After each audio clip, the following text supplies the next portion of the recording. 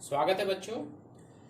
हम पढ़ रहे हैं चैप्टर सेट्स और आज का टॉपिक रहेगा वेन डायग्राम। और वेन डायग्राम से आप समझेंगे ऑपरेशंस ऑन सेट्स, इसमें यूनियन, इंटरसेक्शन और डिफरेंस ऑफ सेट्स, समुच्चयों पे संक्रियाएं, सम्मिलन, सर्वनिष्ठ और अंतर। वेन आरेख, इसमें दो वर्ड आए, वेन आरेख या वेन डायग्राम इसको बोला जाता है। तो इसको डायग्राम फॉर्म में हम जब किसी सेट्स को रखते हैं तो उसको वेन डायग्राम या वेन आरेख कहा जाता है। वेन यहाँ पर एक मैथमेटिशियन है जिसने इसको सबसे पहले इस फॉर्म में रखा था, इसलिए वेन डायग्राम्स का नाम हो गया।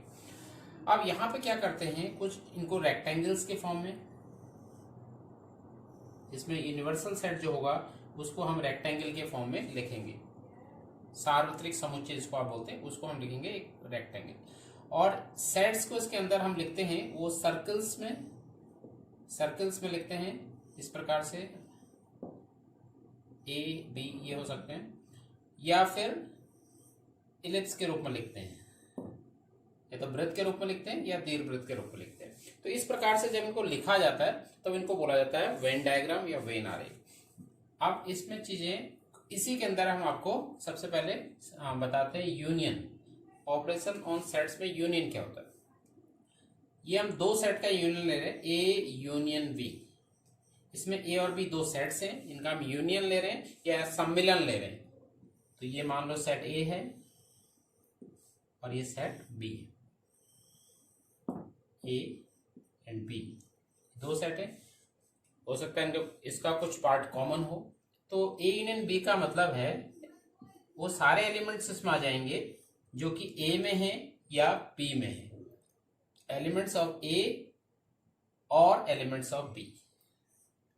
तो इसको वेन आरेख से आप इस प्रकार से रिप्रेजेंट कर देते हैं। तो ये दिखा रहा है, ये जो शेडेड पोर्शन है जिसको मैंने शेड कर दिया है, ये ए यूनियन बी को दिखा रहा है। अब इसी प्रकार से अगर हम इंटरसेक्शन की बात कर रहे हैं अर्थात सर्वनिष्ठ की बात करें, तो ये ए और बी दो सेट है जो कि सर्किल फॉर्म में है।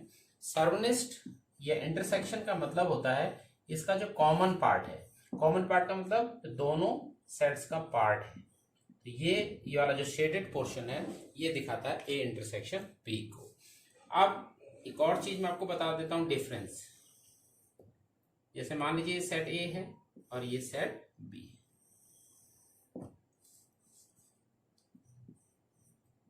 अब हम बात कर रहे हैं ए माइनस बी की। ए में से बी सेट को आपको सेपरेट करना है। तो ए का वह पार्ट जो कि बी में ना हो, ठीक है, तो उस पार्ट को हम बोलेंगे ए माइनस बी, ये वाला पार्ट। क्योंकि ए का ये वाला पार्ट कॉमन है कि ये बी में भी है, इसलिए ये वाला पार्ट नहीं आएगा। इसका जो शेष पार्ट है ये ए माइनस बी को रिप्रेजेंट करेगा। ऐसे अगर हमें बी माइनस ए दिखाना है तो बी माइनस ए को हम B minus A B set का वो पार्ट जो कि ए में ना हो, तो इसको भी हम यहीं पर दिखा देता हूं। इसको थोड़ा अलग ढंग से इसको शेड कर देते हैं। तो ये वाला जो पार्ट दिखा रहा है वो b माइनस ए को दिखा रहा है, और ये वाला पार्ट जो दिखा रहा है वो a माइनस बी को दिखा रहा है। और जो बीच का पार्ट छूटा हुआ है तो आपको पता है ये a इंटरसेक्शन b को दिखा रहा है।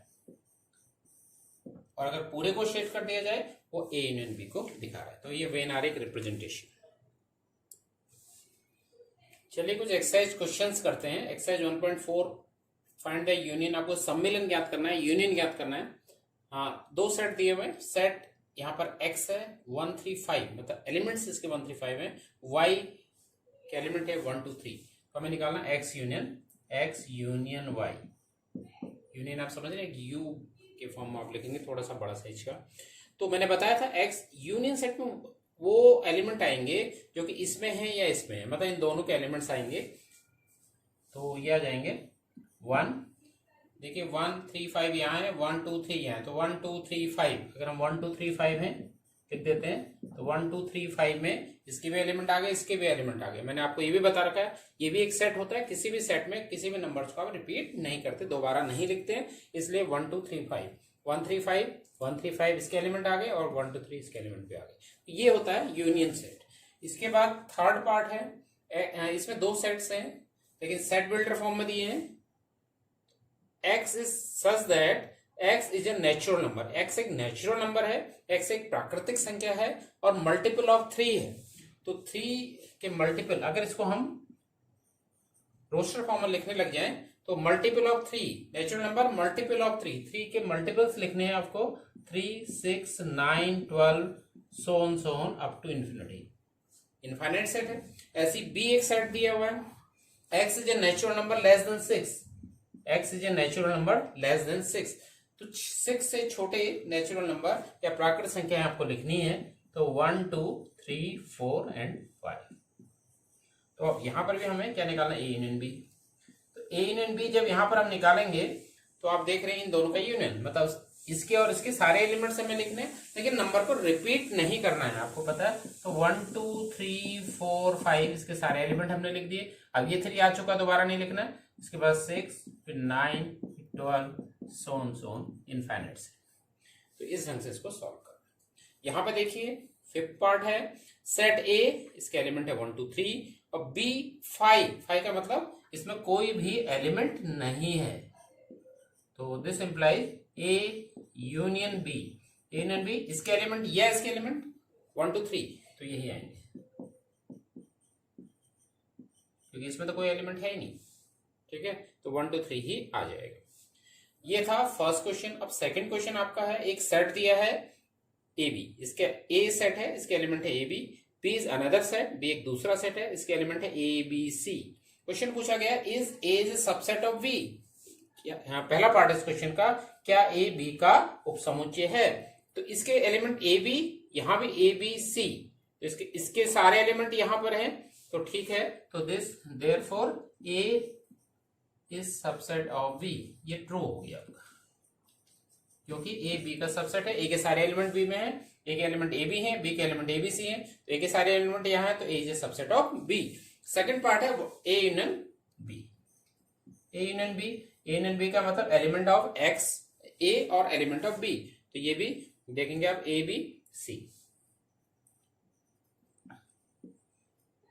ए बी सी। तो ये आपको समझ में आ जाना चाहिए।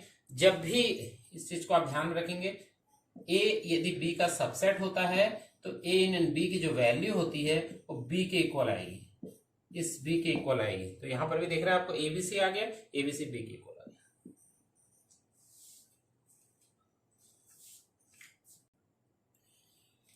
क्वेश्चन नंबर 3, अभी हमने क्वेश्चन किया था क्वेश्चन नंबर 2, उसी पर बेस्ड ये क्वेश्चन है। यहां पर है if A is subset of B and what is A union B. मैंने आपको बताया था A is subset of B, A is subset of B, A B का सबसेट है, मतलब ए के सारे एलिमेंट यहां हैं, तो ए यूनियन बी की जो वैल्यू होगी वो बी के ही इक्वल होगी। ये मैंने बताया था पिछले क्वेश्चन में भी, इसको आपको समझ लेना है। अच्छा, अगर इसको हम वेन डायग्राम से देखें, थोड़ा ऐसा भी देख लेते हैं सबसेट्स को कैसे दिखाया जाता है। ये भी ए इज सबसेट ऑफ बी, मतलब जो बी जो सेट है, ये बी सेट है, ए इसका सबसेट है, इसका पूरा अंदर आ जाएगा ए, ये सबसेट दिखाता है वेन डायग्राम से। तो अगर हम ए यूनियन बी की बात करें, तो ए यूनियन बी जो होगा, मैंने बताया था एलिमेंट ऑफ ए और एलिमेंट ऑफ बी ये सारा आएगा। तो ये किसके इक्वल है, वेन डायग्राम से भी इसको समझ सकते हैं, ये बी के इक्वल है। इसके बाद नेक्स्ट क्वेश्चन है फोर्थ।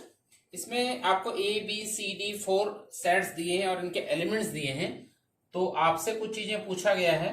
पहला पार्ट है ए यूनियन बी, ए के एलिमेंट है 1, 2, 3, 4, 3, 4, 5, 6। तो ए यूनियन बी में ए और बी के एलिमेंट्स आ जाएंगे, ए के एलिमेंट या बी के एलिमेंट। तो क्या आएंगे 1, 2, 3, 4, ये एक एलिमेंट है, और 3, 4 ऑलरेडी आ चुके हैं, बचे हुए एलिमेंट यहाँ आएंगे 5, 6। तो ए यूनियन बी में ही आ जाएगा। ए यूनियन सी की बात हो रही है, ए और सी को देखेंगे, ए और सी को देखेंगे 1, 2, 3, 4 यहीं से लिख लेते हैं। ये ए के एलिमेंट है 1, 2, 3, 4, और फिर यहां से देखेंगे सी के एलिमेंट 5, 6, 7, 8। तो कोई भी नहीं आया तो ये आ जाएगा 5, 6, 7, 8। तो ये हो जाएगा ए यूनियन सी। अब फिफ्थ पार्ट है A union B union C. इन तीनों को हम देखना है, इसको भी सेट को देखना है, इस सेट को भी देखना है, इस सेट को देखना है। तो इसके एलिमेंट या इसके एलिमेंट या इसके एलिमेंट, एलिमेंट ऑफ ए और एलिमेंट ऑफ बी और एलिमेंट ऑफ सी, ऐसे एलिमेंट इसमें लिखने हैं। तो पहले एलिमेंट ऑफ ए लिख लेते हैं 1, 2, 3, 4। एलिमेंट ऑफ बी 3, 4 ऑलरेडी आ चुके हैं, नहीं लिखे जाएंगे 5, 6। देन एलिमेंट ऑफ सी 5, 6 आ चुका है उधर, तो 7, 8 रह गया, तो 7, 8 भी आ जाएगा। इसके बाद है बी, सी और डी। अब इन तीन की बात हो रही है, इन तीन की बात हो रही है। इन तीन में का यूनियन लिखना है। तो यहां से सबसे पहले बी के एलिमेंट लिख लेते हैं। तो बी के एलिमेंट है 3, 4, 5, 6। इसके बाद सी के एलिमेंट जो नहीं आए 5, 6 और आ चुका है, नहीं लिख रहा है, 7, 8। और देन एलिमेंट ऑफ डी 7, 8 ये आ चुका है, तो 9, 10। तो ये आ जाएंगे ए, ये आ जाएंगे B union C union D के एलिमेंट। फिफ्थ क्वेश्चन है find the intersection of each pair of sets. यहां पर हमें सर्वनिश निकालना है। अभी तक हम जो क्वेश्चंस कर रहे थे वो यूनियन के कर रहे थे, सम्मिलन के कर रहे थे। अब यहाँ पर सर्वनिश के क्वेश्चन है, अर्थात इंटरसेक्शन के क्वेश्चन है। इंटरसेक्शन मैंने आपको बताया, इंटरसेक्शन मीन्स दोनों ऐसे एलिमेंट जो कि दोनों सेट्स में हो। एक्स एक सेट है, इसके एलिमेंट है 1, 3, 5। वाई दूसरा सेट है, इसके एलिमेंट है 1, 2, 3। आपको निकालना है एक्स इंटरसेक्शन वाई।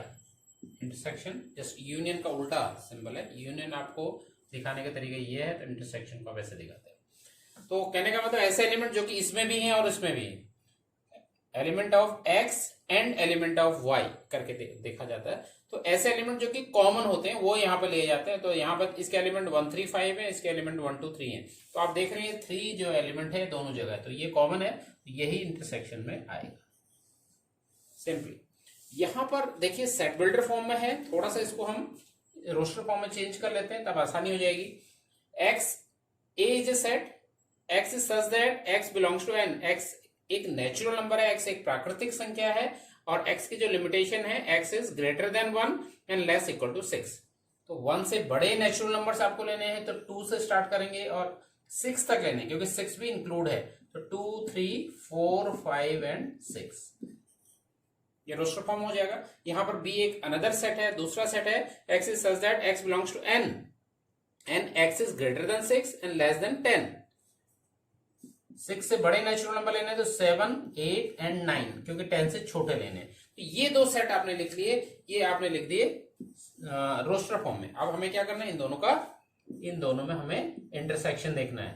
तो इंटरसेक्शन का मतलब इन दोनों में क्या चीज कॉमन है। इसके एलिमेंट देख लेते हैं 2, 3, 4, 5, 6 और इसके एलिमेंट देखते हैं 7, 8, 9। तो कुछ भी कॉमन नहीं दिख रहा है, कुछ भी ऐसा एलिमेंट नहीं है कोई भी जो कि दोनों में हो। तो जब नहीं होता है तब इसको आप 5 लिखते हैं, कुछ भी कॉमन नहीं है, मींस ये एक एम्प्टी सेट है।